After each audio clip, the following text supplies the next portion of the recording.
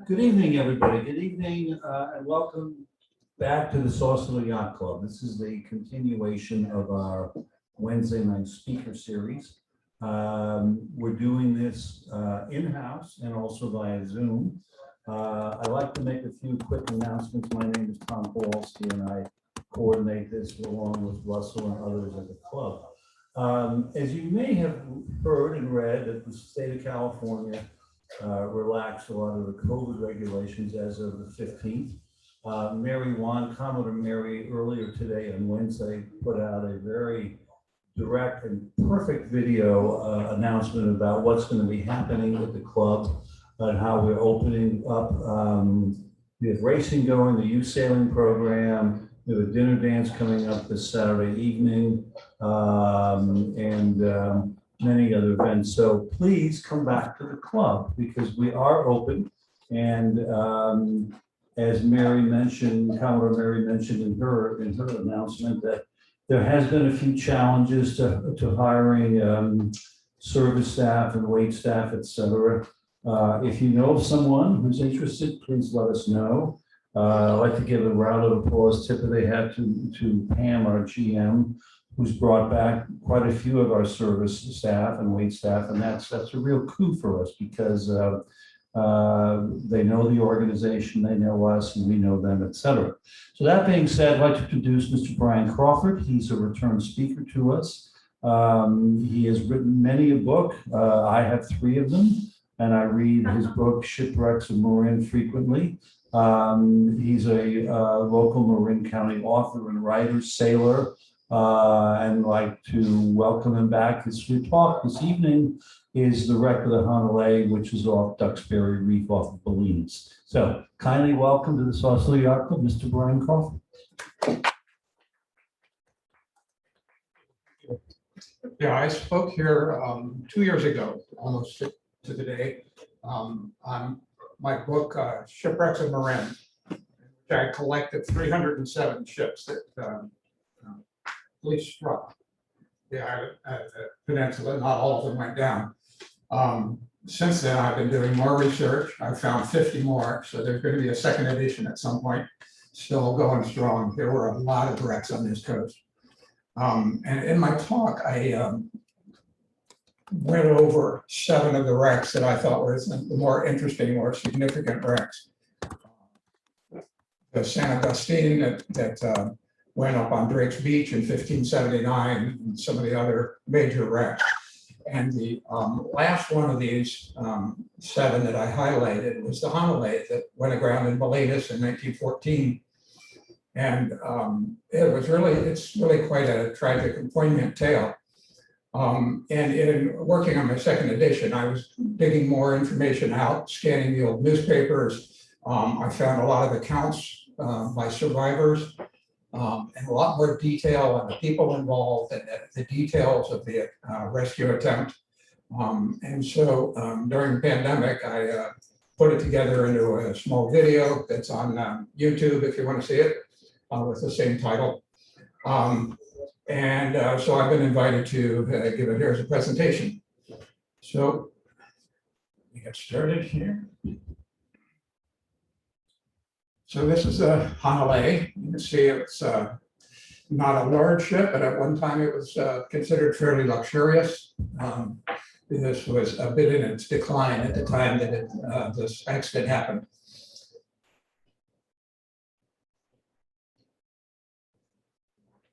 So this is RCA Beach, just north of Belize in Marin County. It's a beautiful, calm day and the sun is shining. There's absolutely nothing here to indicate that this is the site of one of the most horrific shipwrecks in the history of Marin County, the loss of the steamship Honalei on November 23rd, 1914.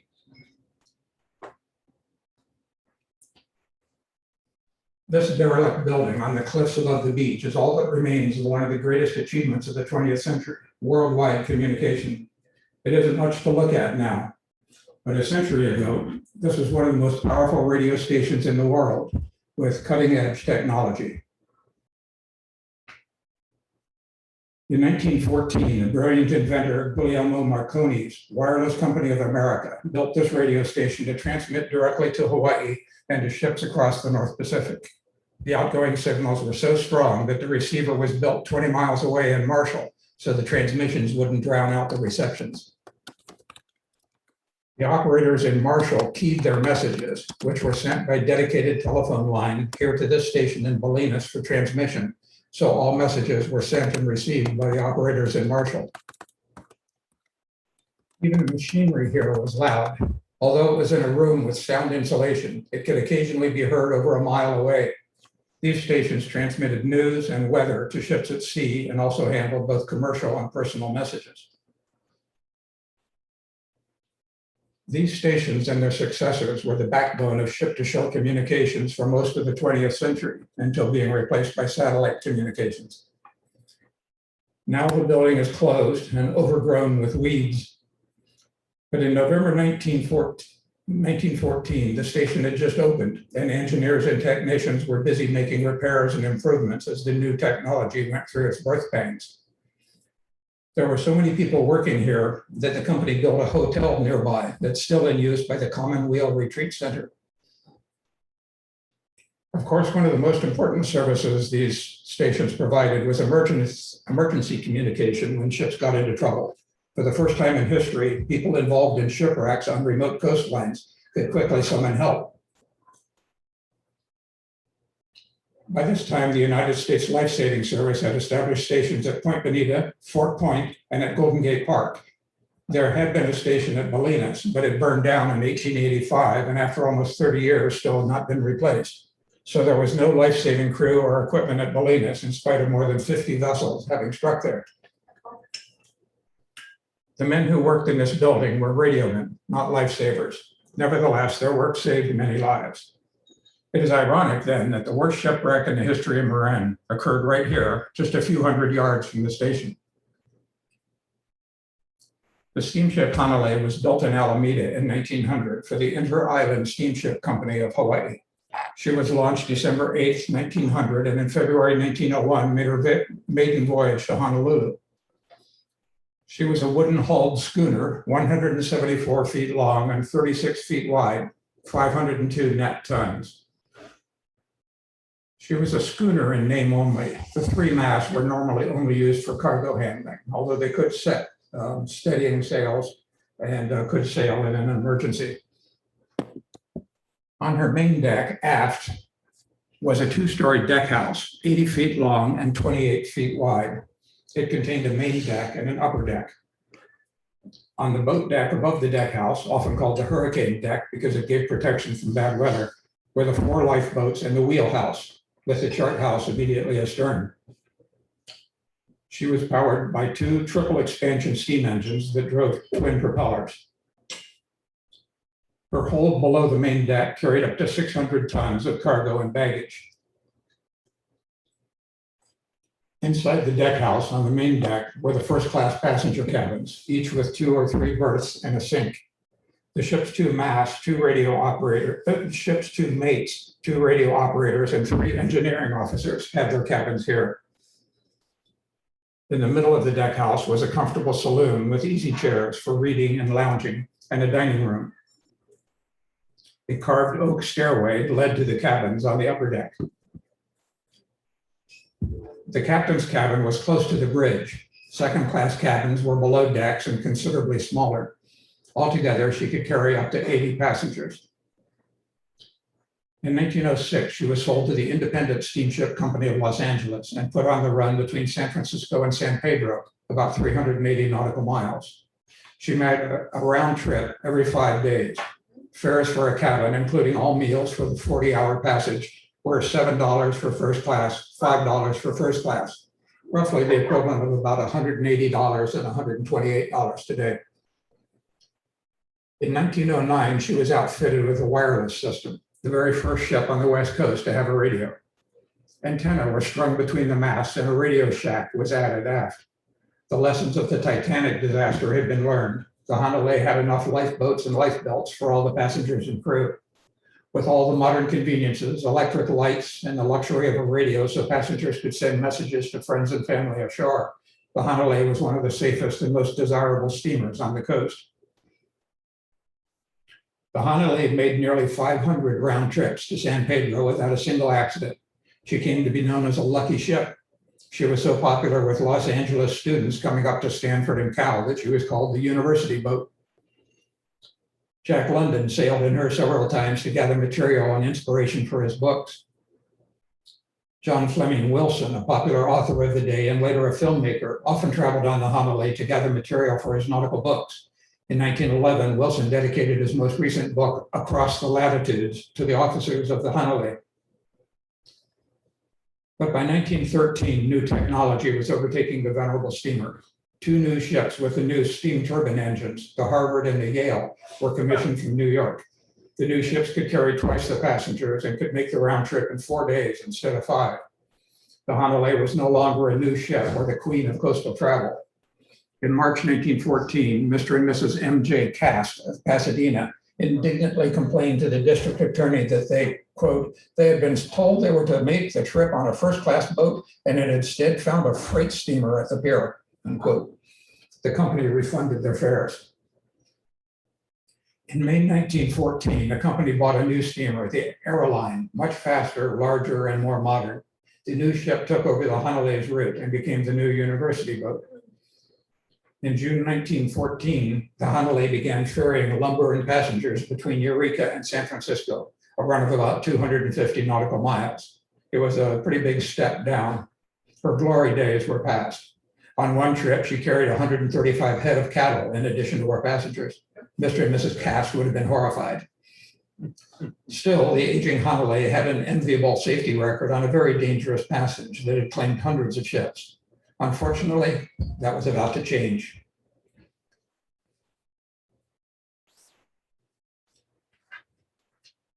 At 1:30 on Sunday afternoon, November 22nd, 1914, the Honalei cast off from her docks at the foot of F Street in Eureka. She had a full load of wooden shingles and railroad ties, along with some livestock. She also carried 37 passengers, many headed home to the Bay Area for Thanksgiving later that week. She worked her way out of the harbor and over the Eureka Bar, then turned south, bound for San Francisco. She had a crew of 30, commanded by Captain James J. Carey, 39, an experienced and popular skipper. In the evening, dinner was served in the saloon. Then the passengers chatted, read, smoked, and sipped their drinks. A long, slow swell set in from the west, giving a pronounced roll to the ship. Conditions were pleasant, if a bit cool on deck.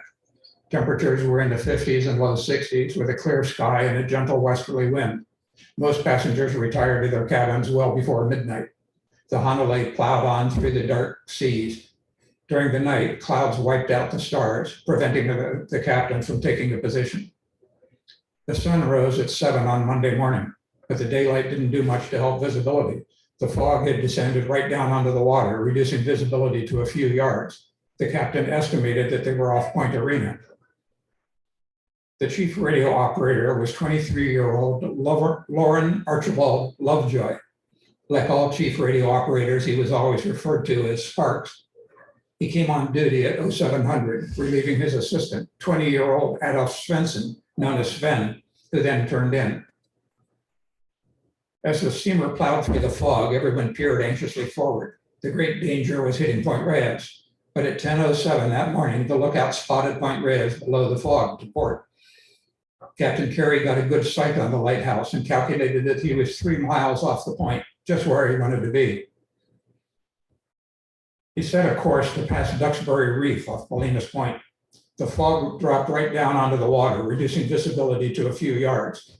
There was no wind and the water was glassy except for large, slow swells from the west. Their speed was 8.5 knots or 10 miles an hour. As the hours passed, Captain Carey became concerned that the swells were carrying them too close to shore and the dreaded teeth of Duxbury Reef off Bolinas. At 11:20, without slowing down, he supervised winchman Stephen Sullivan as he heaved the lead, marking 40 fathoms when Sullivan felt the lead hit bottom. Considering that they were running near full speed, Carey estimated the tree depth to be half of that, or 20 fathoms, 120 feet. reckoning that they should be at about 4 miles off of Double Point. This was about the depth he expected. The passengers were getting ready for lunch. Sven, the assistant radio operator, came up from his cabin and joined Lovejoy in the radio shack. The safest course was to go around the San Francisco lightship. This would add a half an hour to the passage. Captain Carey decided to take the Bonita Passage, skirting Duxbury Reef and the shoals of the dreaded potato patch. This was a common shortcut used by experienced captains, but was seldom used in dense fog. Captain Carey told the officer of the watch, Second Officer William Reese, 34, that he should maintain his course and speed for another hour, then take more soundings to confirm that they had cleared the whistle buoy marking the south end of Duxbury Reef. If so, Reese should then call the captain and they would turn slightly to the east to head for the Golden Gate. At 11:30, Captain Carey went below to have lunch, leaving Reese in charge. A few minutes later, Carey in the dining room heard the whistle buoy and felt the vessel change course. Concerned that Reese had turned without calling him, he started to the bridge. Suddenly, the lookout at the bow sang out, "Breakers ahead!" First Officer Thomas Scotty McTeague was washing up in his cabin when he heard the call. He rushed to the bridge and stared in horror. Rocks and white water were all around him. Straight ahead, barely visible through the fog, loomed a 100-foot cliff rising above a jumble of fallen boulders. Before he could speak, the Honalei struck with a splintering crash. Everyone was knocked down by the impact. Captain Carey couldn't understand how they could have gotten so far off course. Back in the radio shack, Lovejoy and Sven picked themselves up. "Take over for me, Sven," said Lovejoy. "I'm going to find out what's going on." He rushed forward to the bridge. The first mate, McTeague, was the first to regain his feet. "What course were you steering?" he bellowed at Reese. "East, 3/4 south," Reese replied from the deck. "You fucking rolling a lubber," McTeague exploded. "What did you leave the course for? Are you trying to drown us all?" Reese clambered to his feet, his face white with shock. I thought I heard the Duxbury Reef whistling buoy and I hauled the ship in," he stammered. Captain Carey rushed into the wheelhouse, a napkin still tucked into his collar. "What happened?" he demanded. "It was my fault, Captain," murmured Reese. "I turned too soon." "Did you take soundings?" Reese shook his head ruefully. The captain glared at him. "I told you to notify me before changing course." "Well, it's done now."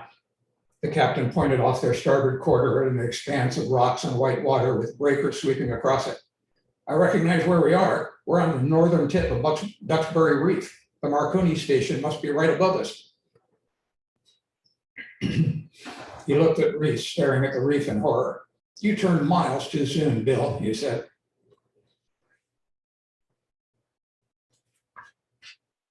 "Damn, there goes our rudder floating away. We'll never get her off those rocks. Even if we could, she must be all stove in down below. Our only hope is to get her securely wedged so she stays together until we can be rescued. Scotty, give her full speed ahead." McTeague ran up full speed ahead on the engine room telegraph. Black smoke billowed from the stack as the engine roared. The ship ground ahead a few dozen yards, then her bow rose up onto the rocks. She listed to starboard and came to a stop. "All stop," the captain called. "Then give them finished with engines." Captain Carey studied the sea on all sides. Behind them, large rollers crashed over rocks and battered their stern. Even if a tugboat could have reached them in time, it couldn't hope to pull them off through those breakers. Clearly, the ship was lost. Now it was his responsibility to get his passengers and crew safely ashore. If they could get the lifeboats through the rocks, it would be only an hour's row to Bolinas. But how could he even launch the boats? There was no open water alongside the ship. Between the bow and the cliffs were 400 yards of jagged black rocks running diagonally to the shore, smothered in pounding seas. No one could cross that and live. A larger wave struck their stern, lifting the hull and dropping it back on the rocks with a sickening jar. Women screamed. The foredeck was now packed with frightened families. Children were crying. Captain Carey sounded the steamer's whistle, 5 long sustained blasts, the signal for an emergency. Stunned by the deafening noise, the crowd turned to look up at him and quieted. "Ladies and gentlemen," he shouted, "as you can see, we have run aground, but rest assured we know exactly where we are. We are close to the town of Bolinas, and Mr. Marconi's radio station must be right above us. So help is at hand. I won't lie to you, the ship will never get off, and we will all be tested in the hours ahead. But I urge you to remain calm. We have enough boats and life belts for everyone and a well-trained crew. Plus, this is a modern ship with a working wireless. We have already called for assistance, and we should be able to coordinate with the shore and other vessels to enable you all to get ashore safely. I ask you to please keep your families together, remain calm, and give my crew room to work. They'll be handing out life belts. I hope they won't be necessary, but for your own safety, please put them on. He looked around and his eye fell on Lovejoy. Sparks, do you know who's nearby? Yes, sir. I was just in communication with the oil tanker El Segundo. Their operator is from Astoria like me. I believe they must be quite close to us. Call them and tell them where we are. Send out a general SOS as well. Aye, aye, sir. He rushed back to the radio shack. Sven, call the El Segundo, call sign WTQ. Tell them we're south of Point Reyes. Then send out an SOS to anyone who might be listening. Lovejoy then reported back to the captain. Sparks, the captain told him, get all the passengers into the saloon and make sure everyone has a life belt properly secured. Lovejoy, in addition to his wireless duties, was also the ship's purser, in charge of the comfort and safety of the passengers. He raced down to the lower deck and began getting all the passengers to the saloon. When he was done, he went up to his purser's office. Taking all the ship's important papers out of the safe, he put them in an oilcloth wallet and put them in his vest. He then put on his own life belt and returned to the bridge. Looking down at the main deck, he could see the water rising across it. The steamer was settling fast. Chief Engineer O.W. Pettingill appeared on the bridge and reported to the captain that water was pouring into the engine room and he had to douse the fires to keep the boilers from exploding. Get your men out of there, Chief. We'll need them up here to keep people from panicking. Quartermaster Brandt, get on that whistle and don't stop sounding it until we get a response. Oscar Brandt saw Lovejoy coming onto the bridge. Sparks, he said, Sven was just here. He needs you. Lovejoy went to the radio shack and found that the waves had already reached it. Water was swirling across the deck. We're losing current, Sven told him. Yes, the boilers are down. Cut over to the auxiliary batteries. I did that, but look, the water's already gotten to them. I don't have enough juice to transmit. A large sea struck the ship and rolled it over to port, eliciting shrieks from the passengers. The water drained away from the batteries, allowing Sparks to send a few more messages, but then the power faded again. Wait here. Lovejoy slid down the ladders to the main deck and found Pettingill and his crew standing around the engine room hatch. Water was already waist deep down there. Chief, I need juice, said Lovejoy. We can't transmit an SOS. There's the auxiliary dynamo, said Pettingill. We could use it for the wireless if there's enough steam left. Can you get it running, Chief? Pettingill looked down into the partially flooded engine room. I would never ask a man to go down there, but I'll go myself. He hurried down the ladder and worked his way through the flooded engine room. Dodging escaping steam and floating wreckage, he managed to start the dynamo. The lights grew bright again. Lovejoy returned to his station and tapped out their message as quickly as he could. Several vessels replied to the SOS, and Lovejoy looked up their call signs. There was the oil tanker Richmond, the U.S. steamer Rainbow, the lighthouse tender Iroquois, the revenue cutter McCulloch, and the tugs Hercules and Defiance. All said they were on their way to assist.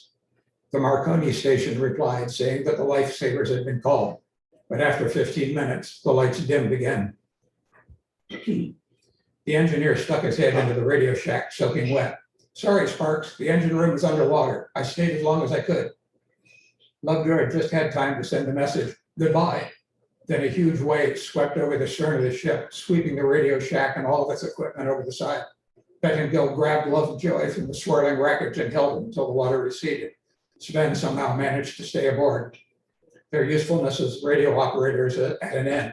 They went down to the saloon and reassured passengers that their SOS had been received and that rescuers were on their way. The passengers, who had remained calm and confident they would be rescued, greeted the news with relief. But water was coming into the saloon. The crew helped the passengers to the upper deck, where they huddled in the shelter of the deck house. Outside in the icy spray, the danger was all too evident. A young man appeared on the bridge. Captain, my name is Elwood Schwerin, he said. I'm a student at Davis. I'm a good swimmer, sir. I'm willing to try to swim ashore with a line. The captain looked the young man over. He looked very strong and fit. Thank you, Mr. Schwerin. Your courage is appreciated, but I don't think the situation is so desperate yet. Several vessels have replied to our SOS. Help is on the way. Help was on its way. At the Marconi wireless station in Bolinas, the noon dinner gong had just sounded. The men working on the giant aerials were heading into the dining room for lunch when the sound of a ship's whistle was heard. George Hansen, one of the riggers, looked out to sea. He was an experienced seaman and knew what the repeated blast meant. "That's a vessel in distress," he told the mate, "and it sounds too damn close." They rushed to the edge of the cliff. The fog was so thick they couldn't even see the beach. The whistle sounded again. It seemed to be coming from right below them. Hansen cupped his hands around his mouth and shouted, "We hear you. You're too close in."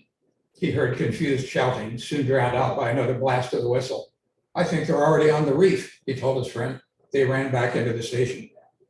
George Baxter, the station manager at Marshall, telephoned to say that he had picked up an SOS from the steamer. According to the ship, it had to be very close to the transmitting station. Some of the station crew scrambled down the precipitous trail to the beach. Others ran a quarter mile to a steep dirt road. When they reached the beach, they shouted and heard answering voices. Peering toward the sound, they were able occasionally to glimpse the outline of a big ship through the fog. Soon telephones were ringing up and down the coast, spreading the news of the ship on the reef. In less than an hour, cars from Bolinas and elsewhere began to arrive on the top of the bluff with people wanting to help with the rescue. When the fog occasionally parted, they could look straight down onto the crowded deck of the Honalei, but there seemed to be no way to help. 40 minutes after the Hanalei struck, word of the disaster reached San Francisco. The life-saving stations were alerted. At Point Bonita on the Marin headlands, Captain Joseph L. Nutter and his crew of 6 launched their motor lifeboat Majestic and set out for the wreck. From Fort Point on the San Francisco shore, Captain John S. Clark and the Defender did the same. Both teams were on their way by 1 p.m., just over an hour after the grounding. Various ships began to arrive at the site. The fog was still very thick, and the revenue cutter McCulloch had difficulty finding the wreck. She had to be directed by radio.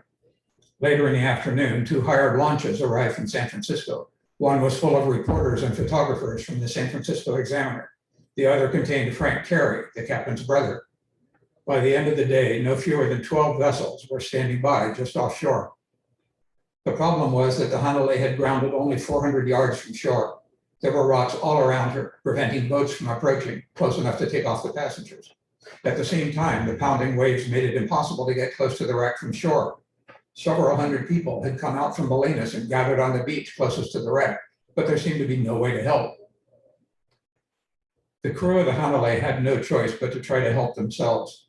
Captain Carey called for volunteers, and 5 men stepped forward to make the attempt. They climbed into a lifeboat, and the men lowered it into the foaming waves alongside. Almost before they could begin to row, the boat was smashed to pieces on the rocks and the men thrown into the sea. 4 managed to clamber back aboard the Hanalei, but the 5th man and the boat were swept toward shore. The boat washed up onto the beach, but was found to be empty. The people on the beach saw a man's arm rise from the swell beyond the breakers. The surge lifted the swimmer's head and shoulders for a moment, and his body rolled with the swell as he pushed his way shoreward. He swam more and more slowly, and when almost into the nearest line of surf, he went under. A few minutes later, his body was seen drifting steadily out to sea.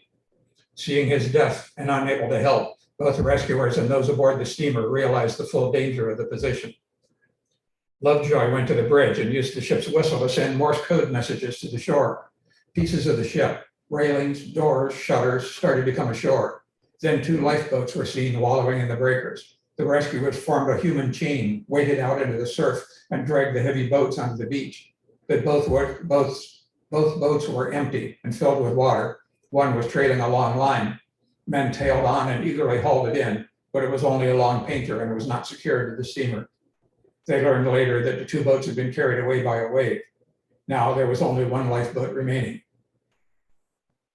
At 2:30, Lovejoy signaled to the people on the clifftop to be ready to receive a line from the ship's laden. This was a small cannon used to fire a projectile trailing a line. First Mate Scotty McTeague had set up the gun on the forecastle. He made sure the line was flaked out so it would run out freely when the gun was fired. McTeague told everyone to stand well back, then pulled the lanyard to fire the gun. To everyone's horror, when the gun fired with a thunderous bang, the gun lashings broke and the gun slammed into McTeague's chest, sending him flying across the deck into the captain.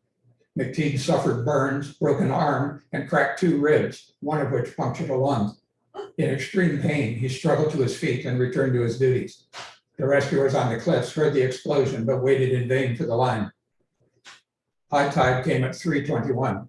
When it turned, the Honalei settled deeper between the rocks. The bow was down and pointing east toward the beach, with the deck listing at about a 45-degree angle to starboard. This allowed the big seas to slam into the exposed main deck. The passengers and most of the crew gathered on the port side aft in the shelter of the deckhouse. A few remained clinging to the bow. The main topmast fell with a crash and toppled overboard. Sometime later, the entire foremast went over, wrenching open a great gap in the deck. Around 3:30, the motor lifeboat Majestic with 6 men under keeper Joseph L. Nutter arrived from the Point Bonita life-saving station, having motored 12 miles. Their arrival was cheered from ship and shore. They tried several times to approach close enough to take off passengers, but each time the waves threw them back. As they were forced to haul off, they could hear the disappointed cries from the people on the wave-battered steamer. They landed and hauled their own Lyle gun up to the top of the cliff. At 400 yards, the wreck was at the extreme range of the mortar. Nutter fired a line toward the wreck, but it fell short. His men hauled the line and projectile back in, flaked the long line out again, and fired a second time. This time, the aim was almost perfect. The projectile struck the side of the wreck, but bounced off into the sea before a dozen eager hands could seize it. Nutter only had 2 charges for the gun, and he cursed in frustration. Around 4 o'clock, there was a violent grinding crash, and the Honalei's keel snapped in two. The bow, suspended over deep water, dropped even lower, submerging the forecastle into the surf with some men still clinging to it. The stern, where most of the people were, was swung around almost at right angles to the bow. Again, screams of despair could be clearly heard by those on shore. Waves were now sweeping around the deckhouse. The people scrambled up to the hurricane deck and clung to railings and the wire supporting the mast. Although they were higher, they now had no shelter at all. They were soaked by the cold spray, and sometimes the water swirled around their legs. The waves swept away one of the remaining life rafts before anyone could make use of it. Just before sunset at 5 o'clock, a second life-saving boat, the Defender, arrived from the Fort Point life-saving station 15 miles away, manned by keeper John Clark and a crew of 6. They too were unable to reach the wreck. The 2 keepers determined to try to work their way around to the northern lee side of the wreck, where the Honalei's hull would give them some protection from the breakers. The 2 boats launched through the surf, a dangerous task in itself, and worked along the shore until they could try to get closer to the wreck. The Defender tried to go to the stern of the Honalei, while the Majestic attempted to circle around to the bow. Using all the skill at their command, they worked their boats close to the wreck. But when they got into the steep breakers around the wreck, the violent motion of the boats killed the engines. They fought their way into deep water with the oars, then tried again. Again, both engines stalled. With superb seamanship, both crews backed out of the breakers. By now, the light was almost gone, and they knew the attempt would be suicidal after dark. But the Defender gamely made a third attempt. The Defender had nearly reached the side of the steamer when a large wave caught the boat and pitch-pulled it, flipping it end for end. Keeper Clark, at the tiller in the stern, was catapulted 40 feet over the breakers. The boat quickly righted herself, as she was designed to do, but Clark couldn't get to it through the breakers. He shouted to his men to try to continue the rescue if possible. Then he was swept away into the darkness. 3 men drifted close to the side of the steamer, and men from the Honalei threw lines to them and pulled them aboard, rescuing their would-be rescuers. 1 man was picked up by the cutter McCulloch. Keeper Clark, still struggling in the surf, encountered another of his crew, surfman JTE Stahl, struggling to stay afloat. Clark advised him to swim for the Honalei. Clark, who considered himself a very strong swimmer, said he was going to try to swim for the beach to send word that they needed a much larger line gun sent out. Then he struck out for the shore, where several hundred people had now gathered. Some had piled up big stacks of driftwood and set them afire to light the scene and cheer those on the steamer. Stahl reached the Hanalei and was pulled aboard. George Hansen, the chief rigger at the station, led a crew of men to establish anchors on the cliff and built a structure to rig a breeches buoy to the ship when a line could be gotten across. At 5:45, Elwood Schwerin, the student who had volunteered earlier, was given his chance. He tied a line around his waist and threw himself into the waves. He swam toward the roaring bonfires on the beach, but again and again he was pulled under and nearly drowned. With an almost superhuman effort, he managed to reach the shore and was pulled up onto the beach in a fainting condition. His first words were, "Did you get the line?" But in his struggle in the waves, the line must have slipped off, for it was no longer attached to his waist. He passed out, and the lifers had to resuscitate him. 3 other passengers tried to swim ashore. Only 1 survived, and he was pulled from the water unconscious. Now, 3 men had died. When Captain Carey saw that the lifesavers were not going to be able to help them, He launched his last remaining lifeboat, trailing a long line to the Honalei. It contained 4 of the crew and 1 passenger. For a moment, it rode the waves, but then it capsized in the breaking surf and the line snapped. 3 men clung to the boat and were saved when it later drifted ashore. The 4th man, after missing his hold several times on his lifeline and nearly drowning, grabbed onto the line and was pulled back aboard the Honalei. The 5th man was drowned.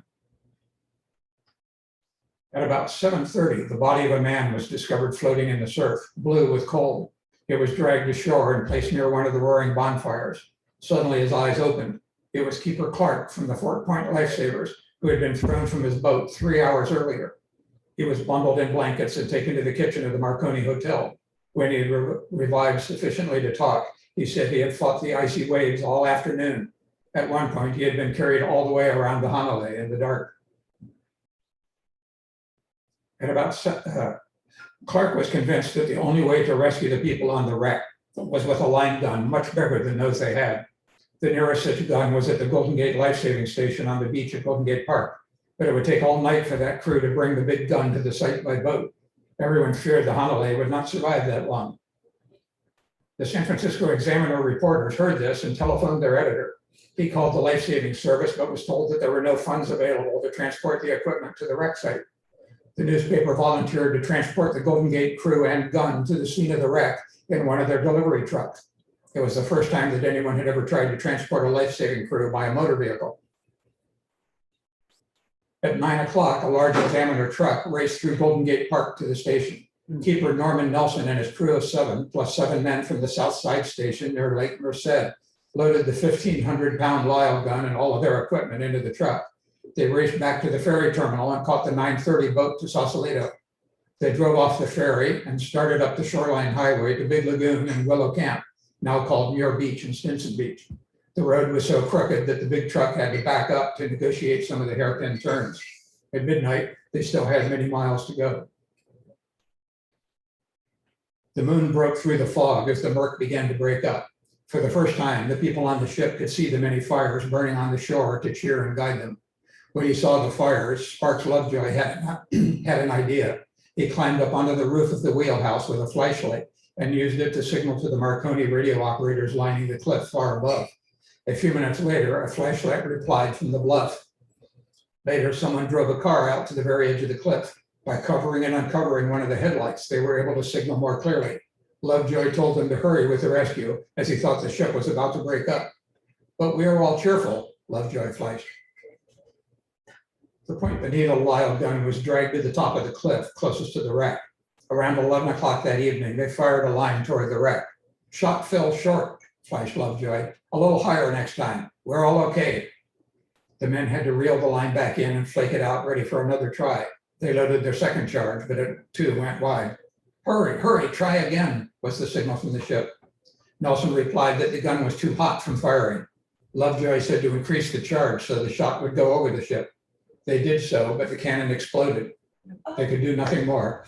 With their last hope of rescue gone, Captain Carey and his men had his men tie long lines to railroad ties and tried to float them to shore, but they were soon caught in the rocks. As the ship continued to bounce across the reef and break up, the people were pressed back onto the stern. Captain Carey sent the 12 women and 3 children to the highest point of the ship, the top of the wheelhouse, where they clung to the rigging of the mast. Carey assigned members of his crew to keep an eye on each of the women and children. Chief Steward Sidney Aston was assigned to Mrs. Valentine Franz of San Francisco, who was carrying her 5-month-old son, Valentine Franz III. Another passenger, Miss Greta LaRue, stayed close to Mrs. Franz to do what she could. 30-year-old Mrs. Ethel Perkison of Windsor was there with her 8-year-old son, Harold. First Assistant Radio Engineer Uno Ruth was to take care of 32-year-old Mrs. Eleanor Ahern at San Francisco. A single sailor started out from the Honalei on a life raft, but it capsized almost immediately and the man was drowned. His body was soon washed ashore. The government vessels offshore turned their powerful searchlights on the wreck, casting the scene into glaring chiaroscuro. There was a brief break in the fog, and the people on the beach and atop the cliff could clearly make out the people on the wreck, one solid black mass of squirming bodies clinging to it, whatever they could grasp on the waves as the waves swirled around them. The car headlight signaled, "Keep up courage and hang on, help is near." The fog soon closed around them again. Low tide came at 11:09 p.m. The shattered pieces of the Honalei came to rest on the inner edge of the reef, the bow hanging out over deeper water. At midnight, the watchers on the shore heard singing. It was the people on the Honalei singing hymns to keep up their courage. The singing continued throughout the night, periodically interrupted when the wreck gave a lurch or a wave swept over them. The captain was swept from the wreck, but one of the women saw him flailing in the water and called out to him, using her voice to direct him back to the wreck, where he was pulled back aboard. At 1:35 Tuesday morning, a truck slid to a stop at the top of the bluff. It was the Examiner's newspaper truck with Captain Nelson and the big 150-pound mortar. The news was flashed to Lovejoy, and cheers could be heard from the ship. A battery-powered searchlight had been set up on the bluff, its beam illuminating the wreck. Nelson estimated that the wreck was now 300 yards from shore and 150 feet below him. The mortar had a range of 700 yards, but the attempt was complicated by the fact that the wreck was rapidly breaking up. Only the aftermost section remained above water, black with struggling figures, but it was only a few yards square. At 1:56, Nelson fired the line toward the ship, and the line whipped out into the darkness. The shot was perfect, dropping the line right across the wreck. But the people on the Honolei were so exhausted and cramped from the cold, they were unable to grasp the line before it slipped off into the sea. "Shoot again," pleaded Lovejoy's Fleisch. "We are breaking up fast and have nearly given up hope." It took about 25 minutes to prepare the cannon and line for each shot. Around 2:20, another shot followed, but it fell short. Working frantically, the men set the gun up for yet another attempt. The third shot at 2:45 landed across the wreck, but too far away for people to grasp it. The tide was rising and the ship was bouncing and grinding on the rocks again, making it nearly impossible to move around on the deck. The lifesavers repeated the process, and Nelson's superb marksmanship again sent the projectile over the wreck at 3:10. But cramped figures, chilled bodies, the steeply sloping, slippery deck, and the swirling waves again prevented them from securing it. A fifth shot around 3:45 was perfect, and the men on the wreck pulled in the line and secured it to the mast. Nelson's men began to rig a breeches buoy on the line to be hauled out to the ship. But then the wreck shifted and moved offshore, and the line parted with a snap. It was finally clear that it was impossible to get a line to shore. They were going to have to take their chances in the water. Carey ordered his men to start building improvised rafts. At 4:40 in the morning, after being almost 17 hours on the rocks, the Hanalei could stand no more. The cutter McCulloch was close enough that they, quote, "saw the open timbers of the doomed vessel bulge open, close, open again, and then burst like a watermelon struck with a sledge," unquote. Those watching helplessly from the shore could hear the people on the ship singing, "Nearer, my God, to thee." Suddenly, the lovely old hymn was broken off by a loud grinding groan of wood and a howl of despair. Lovejoy flashed the message, "The Honalei is breaking up. We are taking to the water. May God save us. Goodbye." As the hull collapsed, the forward part of the hurricane deck, with scores of people clinging to it, broke loose and was swept toward the shore. The wheelhouse broke off and slid over the side, taking the women and children with it. A large piece of the bow also broke free, carrying 5 men. Illuminated by searchlights and watched by hundreds of horrified people, the struggling mass of bodies was swamped by waves and thrown against the jagged rocks. The cargo of railroad ties and bundles of shingles had come loose, providing some objects for flotation, but also being slammed against the exhausted swimmers. Lovejoy wasn't sure exactly how he went into the water, but managed to grasp a piece of the ship's broken stem to support himself. He found it very slippery and realized both the wood and he were covered with a thick layer of oil. The ship's fuel tanks had burst, covering the sea with a viscous layer of oil that made the rocks slippery and got into the mouths and nostrils of the people struggling in the water. Even in those conditions, Lovejoy managed to use his flashlight to warn those on the cliffs about the oil. He was eventually picked up by a lifeboat from the McCulloch. Captain Nelson ordered his men to haul the big gun down to the beach to try to rescue the people in the water. It was a huge job manhandling the 3/4-ton cannon down a steep road in deep sand, especially after their long drive from San Francisco. Seeing people struggling in the water and crying for help, people on the beach linked arms and waded out into the icy water, forming a human chain to try to reach them. The wheelhouse, with about 25 people, appeared to be about to surf to the beach, but then it struck a rock, throwing most of the people into the water. The chief steward, Sidney Aston, strapped Mrs. Fran's 5-month-old baby Valentine to his back and swam with the mother to another piece of wreckage. She clambered up onto the wreckage and Aston put the baby in his mother's arms. Miss Greta LaRue later described trying to help Mrs. France to keep the baby safe. As the waves broke over us, the brave little fellow would always emerge laughing, said Miss LaRue. He would clasp his mother about the neck and hug and kiss her. For a while, the mother lost consciousness, and I cared for the baby. My last remembrance is of seeing Mrs. Franz grasp the clothing of her baby with her teeth. Then some wreckage struck us, and we slipped from the support we had. The baby disappeared then. Mrs. Violet Goldfinger of San Francisco found herself flailing in the water. All around her, people were screaming. She saw a wave tear the Franz baby from his mother's teeth and watched helplessly as the baby floated away. The sight horrified her, and she released her hold and swam after the baby and caught it. Her heavy water-soaked clothes were pulling her under. For half an hour, she held the baby, then a big comber swept it from her arms. She despaired and thought she was about to die. Then a man caught her. It was Scotty McTeague, the first officer, with his broken ribs and arm, still trying to save the passengers. A heavy blow from behind separated them again. She turned and wrapped her arms around a floating railroad tie. She was carried out, away from the shore and most of the people. Their cries gradually faded, and she found herself alone on the ocean. Eventually, she was picked up by the McCulloch. McTeague also pulled Mrs. M.E. Cottrell and another woman onto a drifting piece of wreckage. Then he swam off, and they thought he had drowned.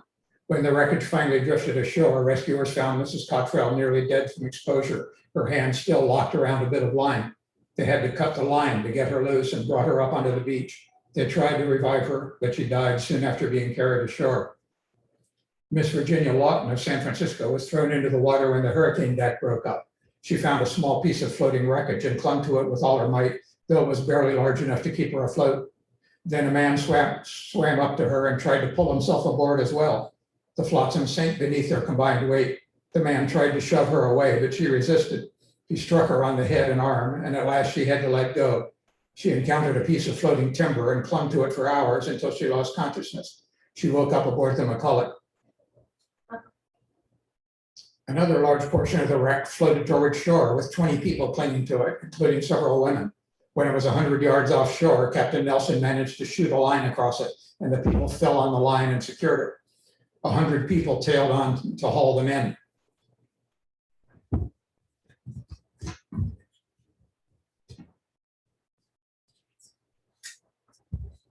But a spar projection from the wreckage caught on a submerged rock and caused the raft to capsize. The water was dotted with struggling swimmers and floating bodies. Twice Captain Carey was thrown from the piece of wreckage he was clutching, and twice his chief engineer Pettingill caught him and saved his life. The wreckage was washed up onto the beach, and the lifesavers waded out and rescued 6 men still clinging to it, including Captain Carey and First Mate McTeague. Other lifesavers and volunteer citizens, some of them women, ventured out into the icy waves again and again to try to reach people still struggling in the water. Boats from the government ships also nosed about as close to the rocks as they dared, picking up both survivors and bodies. A piece of the wreckage, a piece of the bow came ashore with 5 crewmen clinging to it. Rescuers waded out into the water, secured the wreckage, and helped the 5 men to shore. Mrs. Ethel Perkerson and her 8-year-old son Harold had been washed from the pilot house when it capsized. The two were swept apart and could not find each other in the confusion. Harold climbed onto a floating bundle of shingles and floated away from the beach. 2 men on shore saw a little white object far out in the water and swam out through the surf to investigate. When they reached the boy, he was unconscious. He had a severe cut over one eye where something had struck him. Pushing the shingles into the breakers, the unconscious boy surfed to the shore. They carried him up the beach where his eyes opened. His first words were, "Where's my mother?" A number of people were sprawled on the sand, some gasping for air, others already dead. Harold went from body to body until he found his mother unconscious. The waves had torn off all her clothing except her tight-fitting corset. Harold stood crying piteously over his mother's body, begging her to wake up. Greta LaRue found him and wrapped him in a blanket. A doctor examined Mrs. Perkerson and declared her dead, but LaRue would not accept the verdict. "Oh, doctor, can't you do anything for her?" she cried as the physician was turning away to go to another patient. "Oh, you must, doctor, for the sake of her baby." The doctor turned back and the 2 of them went to work. For 2 hours, they worked on her as Harold pleaded with him to save his mother's life. Finally, she coughed and gasped and her eyes opened. She saw Harold and the 2 embraced joyously. For the next 2 hours, people pulled victims from the waves, both dead and alive. Great piles of wreckage came ashore. Some Bolinas ranchers were examining a pile of wreckage when they heard faint cries coming from underneath it. They lifted the shattered timbers and found Mrs. Elsie Brown. When the sun came up around 7:30 and no more bodies could be found in the water, the McCulloch headed for San Francisco with 15 dead and 13 survivors. They were met at the Golden Gate by 2 tugboats carrying doctors and nurses. On the beach above the high tide line lay a row of bodies beneath blankets. A young man who had been very active in the rescue went around to the various groups huddled miserably on the sand. He told them he was a reporter for the Examiner and offered to take care of any valuables they had rescued. Many gave him their cash, watches, and wallets. He was never seen again. Of course. 19 survivors, including 2 women, 16 men, and young Harold Perkison, were taken to the nearby Marconi Station Hotel and given warm food and beds. Molina's people brought them spare clothing, food, and blankets, and soon the railings and windows were draped with drying clothing. Many were suffering from exposure and inhaling fuel oil, but there were only 2 serious injuries. One passenger, C.N. Blinko of Visalia, had his leg caught and broken between timbers when the Hanalei broke up. Scotty McTeague had several ribs broken when the ship's laden struck him. The 2 men were driven to the hospital in San Rafael. The McCulloch reached San Francisco at 10:30 Tuesday morning. The wharf had a line of vehicles on either side, ambulances for the injured and wagons for the dead. Crowds of friends and relatives waited anxiously for news of their loved ones. One of the passengers, J.F. Mason of San Francisco, said, "Every member of the crew is deserving of a medal. When it became known that we were doomed, each picked out a woman to rescue. Most of the women owe their lives to the heroism of Captain Carey and his crew." Of the 37 passengers aboard the Honalei, 24 were rescued and 13 died. Of the 30 crew, 19 were rescued and 11 died. A month later, on December 22nd, large waves shifted a mass of wreckage on the shore, revealing 2 skeletons. Neither could be identified. Marin County Coroner Sawyer held an inquest on the bodies recovered. The jury determined that Second Officer Reese was at fault and exonerated Captain Carey of any wrongdoing. The U.S. inspectors of hulls and boilers convened an investigation on November 30th, but Captain Carey asked for a postponement because he was still confined to bed, suffering from bruises and shock. The next day, he appeared battered and shaky. A bit disfigured, but still in the ring, as he put it. He entered a plea of not guilty. Since First Officer McTeague was also confined to his bed, the investigating officers convened at his bedside to question him. He fully corroborated Captain Carey's account of the accident, saying that Reese had changed course without orders, without doing any soundings to confirm his position, and without notifying the captain. Oscar Brandt, who had been at the wheel at the time, confirmed this account, as did the radioman Lovejoy. It appeared that only Reese was to blame. But William White, the colored cook, as he was always described, said, "There never was a more uncalled for accident. When we rounded Point Reyes, there was no fog on the sea. Opposite the point, the captain left the bridge without mapping out a course for the second officer. He went to his stateroom and remained there until the Hanalei struck." Reese's young widow, they had only been married 2 years, complained bitterly of the injustice of blaming her husband for the wreck when he was unable to defend himself. That he willfully disobeyed the captain's orders she declared to be impossible. The inspectors also interviewed 7 of the surviving passengers. Miss LaRue testified that she thought the Hanalei was too close to the shore on the run down from Point Reyes. Others stated that she had been going at full speed in the dense fog. In the end, the inspectors ruled Captain Carey was negligent in not reducing speed in the fog as required by law and not having an officer supervising the casting of the lead. He was also judged unskillful in shaping his course so close to Duxbury Reef in those conditions. His license was suspended for 2 years, one of the longest suspensions on record. The investigations also blamed many of the deaths on the fact that there was no life-saving equipment available nearby and recommended that the Bolinas life-saving station be reestablished. Within 2 months, Congressman William Kent got a bill through Congress approving a new station in Bolinas. It was built in 1917 and operated until 1947. Captain Carey, devastated by the loss of his master's certificate, disappeared. His many friends feared suicide. Nothing was heard of him for several years. Then, in February 1917, an American schooner, the O.T. Jackson, ran onto a reef near Apia in Western Samoa. The 8 men of the crew thought they were going to die, but then a sloop, the Manua, appeared and took the men off. Captain James Carey was her skipper. Soon after this, his certificate restored, Carey resumed work as a master mariner. In 1918, he enlisted in the Navy Reserve and was appointed a lieutenant. He was given the command of the ocean-going tug USS Dreadnought. He took command at Mare Island, towed a load of empty coal barges to Norfolk, Virginia, and then made 3 round trips between New London, Connecticut, and the Azores, right through the U-boat zones. After the war, he returned to the Bay Area. He died in 1956, aged 83. First mate Scotty McTeague also served in the Navy during the war. He returned to California and was first mate on the steamship El Cedro. While loading cargo at Buckley Bay, British Columbia in 1923, he was struck on the head by a cargo hook and killed.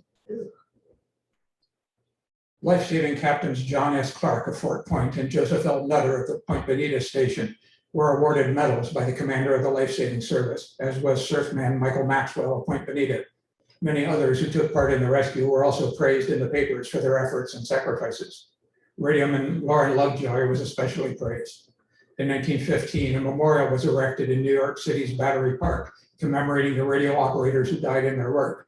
Honalei's assistant radio operator Adolf Svensson's name is on it.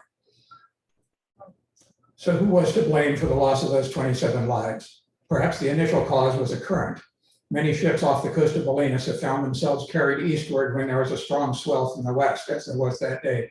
An eastward drift of less than 1 knot, undetectable in a thick fog, would have carried the Hanalei over a mile closer to shore during their run from their last fix at Point Reyes. The sounding at 11:20 was intended to discover just such an error. They measured 40 fathoms, which Captain Carey divided by 2 to allow for their speed. If they had been on course, the depth would have been around 20 fathoms, so Carey was reassured he was where he had intended. But the inquest experts said that Captain Carey's calculation was incorrect. Running at 8.5 knots, he should have divided by 3, giving 13 fathoms of water beneath him. If so, they were more than a mile closer to the coast than they believed.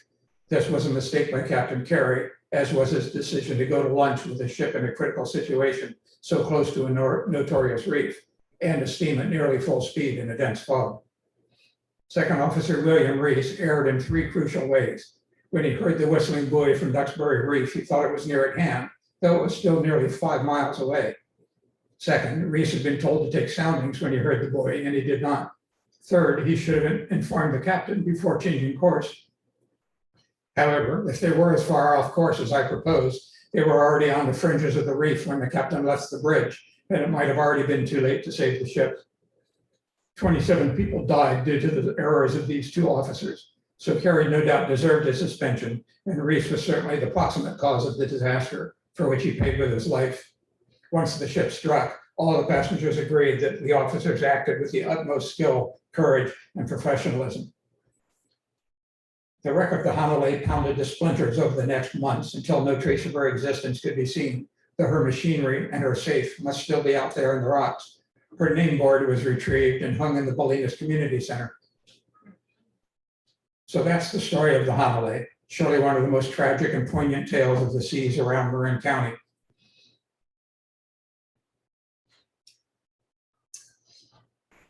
So,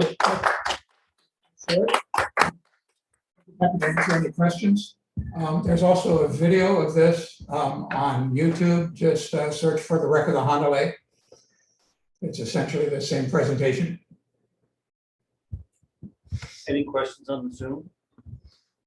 Why was she named Honalei? Where did her name come from? Well, Honalei is, of course, a small city in Hawaii.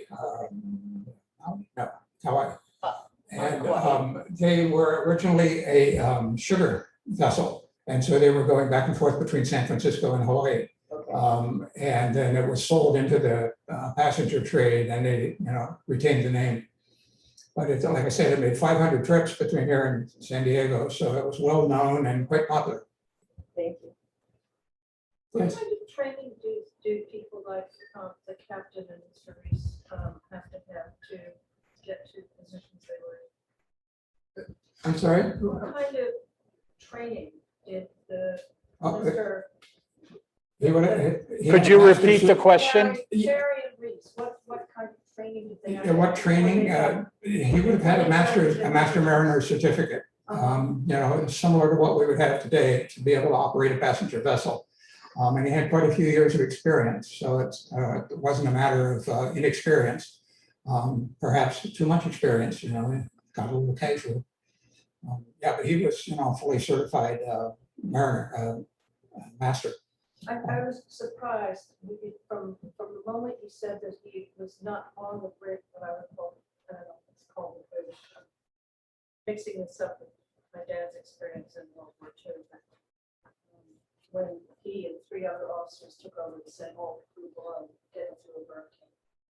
And I just went, "Oh, you know, why was the captain not there?" Right. She was asking why was the captain not on the bridge at the time, and of course that's what the what the hearing said is. Yeah, of course the captain can't be on the bridge 24 hours a day, but he that's what the mates are for. They're also certified masters, and so they can con the ship when he's off watch. The captain doesn't, run the ship. He, manages the 3 mates who take the watches and are in direct control of the crew. But if it's a really but he should not have. situation, if it's a really dangerous situation, which they were in, it seemed to me that, then. Exactly. Yes, the captain should be on the bridge in any dangerous situation when coming into port. Close to the reef in the fog. There were many reasons the captain should have been there on the bridge, and that probably would have prevented the accident. Thank you. Today, I've been to the Marconi Center up at Marshall. What buildings remain of the Marconi Bolinas? Those pictures in the original video that I took those. So that building is still there. If you go out to Bolinas and like you're going to go to Marin Trailhead, Yes. There's a driveway off. There's a parking lot and a driveway off to the left. It's where the road's been closed there during the pandemic. But right there's a parking lot and a long driveway out to the coast, and that's where the building is. There's still several buildings standing. And the hotel has been refurbished and modernized, and it's now the Commonweal Retreat Center. They were kind enough to allow me to roam around on their grounds there and take pictures. The old building, it was built by RCA, so it's called the RCA building. I mean, it was built by Marconi, but then RCA took it over in a very underhanded deal, took over the entire Marconi operation because he was just not quite Anglo enough for them. And it was quite a dirty deal, but they squeezed Marconi out of his own business.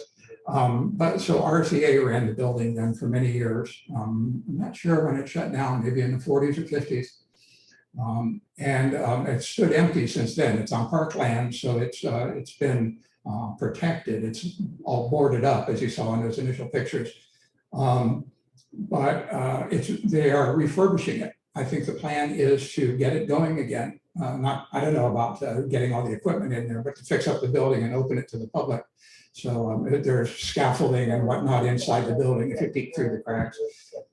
The transmitting station, the receiving station up there at Marshall, as you saw, is functioning. Yes. It's a large group of, I don't know how large it is, a group of radio enthusiasts went in there after decades and said, I wonder if we can get any of the equipment working. And when they walked in after some 20 years, it was still operating. Huh. They could hear, signal going through. So they're fixing it all up, getting the old equipment working, trying to find replacement vacuum tubes and things like that are hard to track down.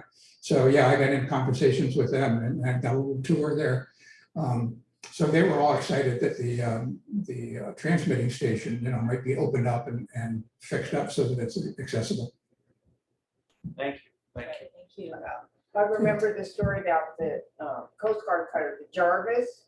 It was up in Alaska, and the Willie Wath came down, and the captain had gone down below and turned over the command of the ship to a 20-year-old something or another. And you can appreciate the Willie Wath up there. So yeah, the Jarvis ran ashore too. Yeah, capsized us, I remember. Right? Yeah. Okay. Any more questions? Okay. Well, I'll just grab the mic for a sec. Well, Brian, thank you again. You are a superb historian, a great speaker. You really do a wonderful job. You're very, very thorough. And I recommend people going, however they can get a hold of you, purchase his books. Again, I mentioned I had 3 of them. And thank you for coming back. We'd love to have you back again, et cetera. I'll make a final comment, personal comment. I've always been fascinated with shipwrecks for some reason. And I always forget that there are people involved in these things. So please join me in a few moments of silence for the crew and the passengers of the Honalei who were lost.